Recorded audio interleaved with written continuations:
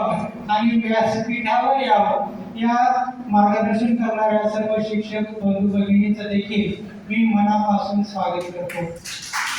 मित्रांनो, ज्यावेळेला या ठिकाणी लहान लहान बालकं बक्षीस घ्यायला येत होते, त्यांच्या चेहऱ्यावरचा आनंद खरं तर तो फार मोठा आनंद होता आणि त्याहूनही त्यांच्या पालकांच्या चेहऱ्यावर जो आनंद कोसळून वाहत होता, मला असं वाटतं तो आषाढातला जो पाऊस आहे त्या पावसाचा पूर त्यांच्या चेहऱ्यावर मला दिसत होता।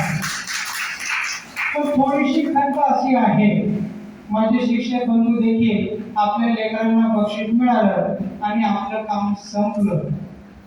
खरं तर आपल्या लेकराला बक्षीस मिळालं, दुसऱ्या लेकराचं कौतुकही आपण पाहायला पाहिजे आणि ती क्षमता पालकांमध्ये असेल, विद्यार्थ्यांमध्ये असेल, ती शिक्षक बांधवांनी रुजवायची आहे, ती फुलवायची आहे आणि ती आनंदाची बाग कशी त्याची निर्माण होईल याच्याकडे एक कटाक्ष आपल्याला टाकायला हवा।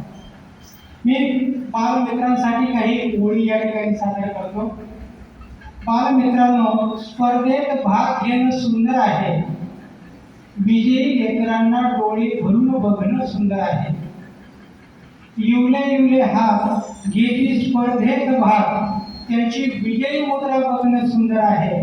मित्रांनो, स्पर्धेत भाग घेणं सुंदर आहे, त्याहूनही त्यांची विजयी मुद्रा डोळ्यात साठवून घेणं सुंदर आहे। विद्यार्थी डोळे स्वप्न पेरणे, हाती कृतीची भाग्य लेखणी, वर्गावर्गामध्ये विद्यार्थ्यांमध्ये परमेश्वराचं दर्शन घडणं सुंदर आहे। मित्रांनो, स्पर्धेत भाग घेणं सुंदर आहे। बोबड मुखातलं बोबड आणि प्रेमळ भाष्य, चेहऱ्यावरचं निर्मळ आणि प्रसन्न हास्य, वर्गावर्गामध्ये भगवंत रूपाचं दर्शन घडणं सुंदर आहे। गुरूंना शिकणं आणि शिकवणं सुंदर आहे, त्याहूनही विजयी मुद्रा बघणं सुंदर आहे। क्षमता कौशल्यपूर्ण वर्ग, जणू भाष्य पृथ्वीवरचा स्वर्ग, आयुष्यातलं हे आनंदाचं पर्व सुंदर आहे।